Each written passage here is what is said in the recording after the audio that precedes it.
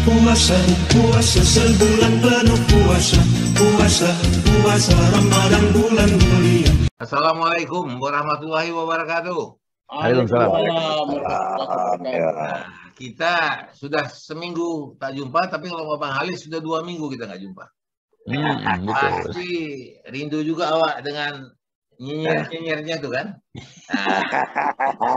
Nah, jadi Bang, kalau orang bilang kalau tak ada Bang Halis hilang arah awak, tak ada pedoman. Hilang kompas. Ya. Amin, alhamdulillah. Ya, karena kemarin itu minggu lalu Bang Halis itu absen karena abangnya Bang Halis ini Tengku Cawalid Bach meninggal dunia. Di usia berapa Bang? 80 ya. 80, Jadi ya? aku sebenarnya begitu simpati ya dengan apa yang dibuat oleh Hari Jaya ataupun Idrus ya. Berkenaan dengan kemalangan ataupun musibah yang menimpa keluarga. Kebetulan abang kandungku, ya abang yang tertua lah katakan ya, tutup usia 80 tahun Jumat yang lalu kan gitu. Nah, apa yang membuat kami kehilangan ya bahwasanya Ari juga sangat mengenal kehidupan daripada abang kami ini. Memang orangnya sungguh-sungguh ya, secara objektif aku harus fair mengatakan bahwa dia adalah orang yang baik, yang sangat suka dalam pergaulan, tidak lihat usia, tidak apa, anak-anak jadi menengah sedang apa, dan dia begitu familiarnya sehingga akhirnya kami kan saat ini kehilangan kompas juga ya, kehilangan orang yang baik seperti begitu. Dia begitu banyak fansnya ya, boleh dikatakan setiap kegiatan, setiap acara, setiap apapun, kami itu selalu berjalan bertiga itu. Ya, almarhum Walid, saya dan adik saya, Dr. Khawajaya. Apapun di 4 orang duka, selalu bersama. Dan kami selalu komunikasi, kalau mau pergi itu harus bersama-sama. Kadang-kala ditanya orang, mana satu lagi gitu kan gitu. Ini perjalanan kehidupan kami bertiga ini membanggakan ya sebagai seorang keluarga, walaupun itu menunjukkan harmonisasi kekeluargaan ya, tapi setidak-tidaknya memberikan suatu pelajaran menjadi keluarga itu harusnya beginilah begitu. Itu yang dicontohkan oleh almarhum abang tuh. Jadi selalu dia mengajak kami itu untuk selalu pergi bersama, kecuali pacaran. Waktu pacaran ya itu hanya masih Hari aja ya, dia dekat sama Hari ya. Di situ berpisah kami kalau dalam soal-soal yang begitu tuh. Tapi kalau dalam soal pergaulan ya Masya Allah ya. Ya mungkin kalau yang pacaran sungkan lah, ya kan. Kalau sama si Ari kan agak beda gitu. Begini, barangkali kalau fansnya di antara waktu masa remaja sampai ke yang tua ini ya, hubungan baiknya itu baik di kalangan anak-anak remaja gadis sampai ke janda sampai ke istri-istri orang itu sangat baik. Dan boleh dikatakan dia beribu lah Kota Medan itu pasti kenal sama dia siapa Wauban kan begitu ya. Nah kalau soal begitu kan aku ini joker gitu ya, aku bisa kalau adikku yang dokter itu mungkin dikenal oleh pasien-pasiennya, kalau aku ini kan nggak terkenal, jadi karena aku di tengah-tengah aku jadi joker, kemana aja bisa masuk kan begitu. Itulah barangkali kalau sekilas tentang abangku. Dia meninggal karena stroke, ada stroke, kemudian ada diabetesnya. Cuman herannya kemarin tuh menjelang meninggalnya itu diabetesnya bagus, ya kan gitu, tensinya juga bagus, ya jadi kita memang sudah barangkali itu karena umurnya lah. Ya. Udah ketetapan Allah lah. Ya, tapi yang menarik Bang, walaupun sebenarnya ceritanya aku teringat sesuatu gara-gara Abang bilang kalau Abang tuh pacaran nggak diajak Abang gitu ya. Ya. Ada kawanku malah sebaliknya. Jadi adiknya dimanfaatkan sama dia itu. Kalau dia pacaran, disuruh adik yang datang malah. Nanti kau datang ya katanya. Nah, udah tahu lah itu. Begitu datang adiknya langsung minta duit di depan pacarnya. Mas, aku butuh ini, wah langsung keluar dompet, kasih gitu kan. Royal lah gitu kan. Terus katanya, itu nggak boleh dipakai itu terus kata. Aku kawan sama adik. Nanti pulang minta balik itu duit. Jadi, berapa keluarga Bang? Kalau semuanya 20 ya. Iya. Hah? 20 orang? 20. Jadi sekarang tinggal 12. 20 itu keluarga kandung. Keluarga kandung. Saudara maksud kau. Keluarga kandung. Ya. Jadi 20 tinggal sekarang 12 orang. Ya. Saudara bersaudara, Bang? Iya. Itu tidak termasuk saudara tiri Termasuk. kayak David, tidak? Termasuk David lah. David. Oh. Jadi total David, Nasir, Rajib itu 20 lah kami kan begitu. Jadi dia Keluarga besar ya. Enggak, 20 itu 2 induk.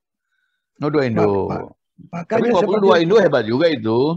Ya. Maka seperti yang disampaikan oleh Hari tadi itu, ya karena 20 adik-beradik ini kan kalau di dalam pergaulannya kan cabang bercabang nih kan begitu. Betul. Maka akhirnya Hari selalu mengatakan bahwasanya keluarga Bach itu punya pergaulan yang besar. Ya karena 20 kali 2 aja udah 40 kan begitu. Jadi Lain Bang, lagi. begini, Bang. Ceritanya itu aku waktu masih muda kali lah. Ya. Masih saat kuliah. Jadi aku sering duduk di rumah David, di rumah keluarga Bach ini, ayah mereka yang di jalan Padang Bulan, Bang ya. Ya, Padang Bulan. Nah, sering di tembok tuh duduk. Jadi kawan aku tuh Rajib, David, Nasir, Usman, itu yang kandung, tapi saudara tiri Bang Haris. Nah, disitulah aku mulai datanglah Bang Cawalid ini almarhum. Dia selalu menyapa, padahal kita jauh lebih muda. Nah, dan suka ini apa namanya suka kalau orang Mandailing bilang mengarsak-ngarsaki, apa namanya mengganggu. Kikinya, Wak. Nah, nanti bilangnya, siapa pacar kau sekarang? Nah, katanya. Ada yang lain lagi nih, mau kau? Jadi gitu ini aku. Nah, jadi kalau aku ke Medan, Bang, dulu, begitu seringnya, aku selalu jalan sama almarhum.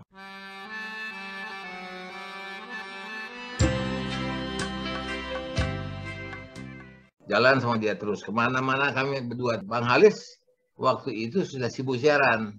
Dan aku memang akrab dari dia pacaran, Bang. Nah, kemudian belakangan nih, 2 tahun terakhir, mulai tahun 2017-18, dia sakit. Sering ku ajak, dia nolak. Nggak enak badan. Nah, kemudian yang sulitnya lagi, kalaupun kita ajak, udah nggak bisa bicara, nggak nyambung. Udah pelo lidah. Karena stroke itu ya. Nah, jadi awal pun mau mengajak dia keluar, segan. Takut mengganggu kesehatannya. Ya, jadi ada satu hal yang barangkali ya, kalau dari sudut umurnya, kita sudah ikhlas lah, ya kan, dari sudut umurnya. Melihat dia bahwa kesehatannya pun sudah menurun. Ya. Kalau perginya itu pun kita ikhlas. Tapi kalau bicara tentang masalah kebaikannya, banyak pelajaran-pelajaran yang diberikannya kepada kita, kita merasa sedikit prihatin lah, merasa sedih lah ya dengan kepergiannya itu. Jadi apa yang ingin aku sampaikan pada hari ini, barangkali kan nanti kalau subscriber Hari juga sebagian besar adalah kawan-kawan dia, ya aku mengucapkan terima kasih, ya kan, mohon doa untuk almarhum, ya juga untuk Idrus Jaya, terima kasih atas doa dan simpati yang telah disampaikan kepada almarhum ini. Banyak memang ya kita kan nggak tahu ya, kadang-kadang seperti kata Hari tadi dia suka mengacani ya, mengganggu orang, kadang mengkick apa segala itu. Niatnya bagus, tapi mungkin ada orang. Tapi alhamdulillah tidak pula orang sakit hati kalau dia mengkick ataupun apa-apa. Itu dia. Suka dicelangkai-celangkainya orang, misalnya Hari kan. Ada yang bilang cari aku suka, nanti aku telangkai ya katanya kan begitu. Jadi betul. Gitu ya. Betul, bukan kayak Bang Halis berjanji aja. Nuntut dia Bang. Ya, itulah dia sekelumit. Dan kita barangkali kan tanpa terasa kita ini hari udah tanggal 27 ya, 26 ya. 26. Artinya tanpa kita sadari 6 hari menjelang ke depan kita sudah akan masuk ke bulan suci Ramadan. Ya. Ini banyak hal yang barangkali orang dalam menyambut bulan Ramadan ini kan macam-macam, ya kan. Khususnya mak-mak nih sekarang ada kerisauan ya dalam menghadapi Ramadan ini. Yang paling utama adalah barangkali sedang memikirkan mereka itu apa menu yang untuk selama 1 bulan ini kan gitu. Itu yang selalu terganggu bagi mak-mak aku rasa. Terutama lagi barangkali Jaya sudah mengangkat itu tentang kenaikan harga-harga barang. Ini menggelisahkan mak-mak, kemudian nanti akan lebih meriah dalam penyambutan Ramadan nih. Aku rasa di medsos itu akan beredar semua tentang masalah menu masakan, ya kan? Mulai dia datang survei masakan menu apa yang paling tinggi permintaannya. ya kan, ada yang cendol, ada yang kolak, apa yang nanti masuk klasmen lah itu nanti kan begitu ya. Itu nanti diatur oleh Jaya lah itu klasmen. Ada nggak punya ini pengalaman dalam menyambut bulan suci ini, terus? Ya banyak Bang. Sebenarnya itu tergantung masa ya, usia masa. Kalau zaman dulu itu kan malah atau begitu ketemu Ramadan malah jadi masalah beban malah ya. Tapi betapa kemari, betapa rindu malah untuk menyambut Ramadan itu ada saat-saatnya. Tapi yang unik juga itu yang tadi apa sebenarnya yang menonjol gitu ya. Kalau waktu aku di Aceh, itu bernostalgia banget karena aku pernah tugas di Aceh berapa tahun ya. Itu teringat masa-masa kecil kalau puasa di Aceh itu kan ada masakan apa jualan-jualan itu yang khas. Ada namanya lambai. Nah, itu lambai. Aku kemarin waktu Janab itu ya, lambai itu tuh sayur-sayur itu yang ditaruh apa itu. Wah, itu di Aceh namanya lambai. Kayak gitu tuh keluar kalau bulan puasa. Nah, tapi kalau sekarang ditanya, kan aku ini udah profesi terakhir ini keluarga istri kan jualan. Jadi udah begitu puasa kita rubah jualannya. Jadi lebih ke takjil lah ya. Artinya jualan untuk keperluan berbuka. Oh, gitu jadi ya. jadwalnya berubah gitu, tapi masakannya sama gitu. Masakan beda Bang, lebih fokusnya beda. Kalau dulu itu kan lontong ini dan sekarang kan nasi gurih. Sekarang enggak. Paling roti jala, kolak. Jadi secara umum barangkali ya di dalam menghadapi bulan puasa Ramadan ini, khususnya untuk mereka-mereka yang berjualan-jualan sarapan atau apa, ada pengaruhnya ya, Drew? Pengaruh Bang, pengaruh. Ada yang itu malah yang ini ya di tempat food court aku itu dia jualan yang tambahan jualan selama ini gorengan.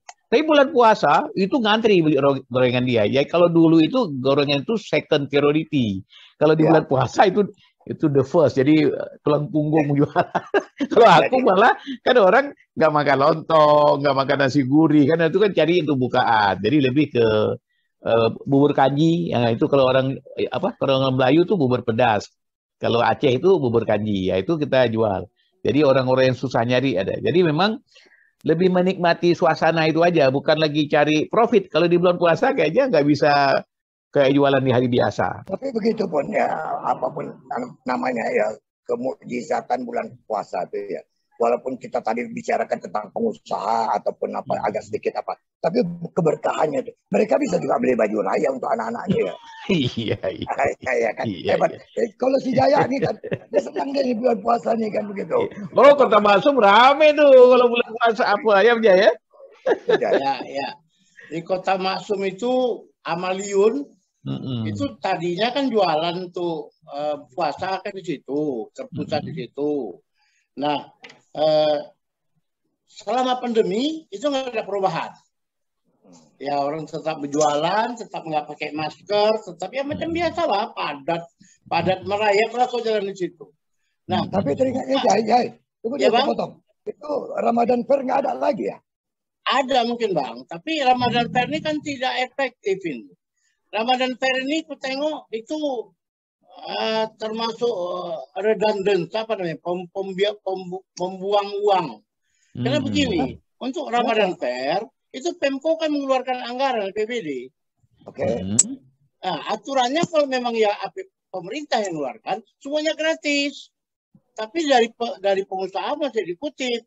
Tapi enggak, sorry Jay, aku potong dikit ya. Dulu waktu aku tinggal di Medan, aku sempat jadi salah satu peserta di acara Ramadan Fair. Jualan aku di situ. Tapi nggak bayar dulu kalau nggak salah.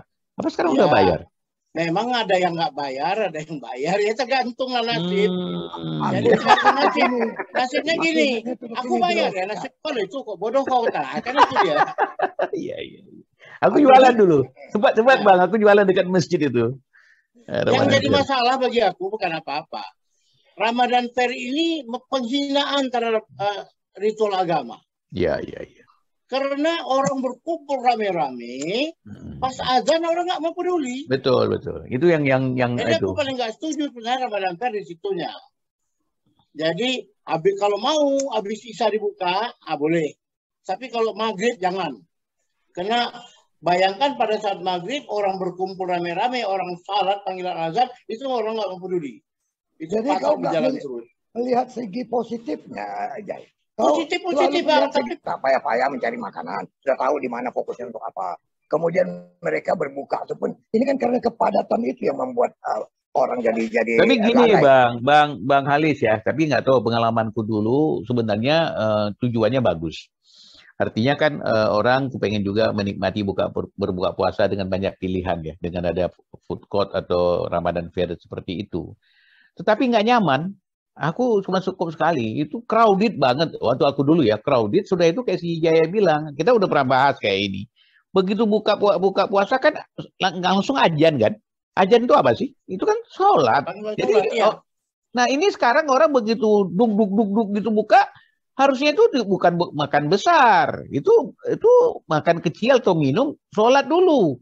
Ini enggak di situ orang, nah itu yang problem kayaknya. Tapi dia ngambil hukum sunatnya, artinya kan begini, berbuka dulu, perkara besar atau kecil itu, tapi tetap maghribnya kan dilaksanakan sebelum terlambat. Alis, itu hukum sunatnya ini, sunatnya udah sampai potong sampai habis nih. Pangkal dia sunatnya. Ya. Jadi abang hati-hati, nggak ada itu. Jadi buka itu sholat maghrib itu harus tepat waktu itu, nggak bisa dilalaikan gitu kan? Kalau dilalaikan sunat potong habis tuh namanya. Ya, idealnya itu memang begitu.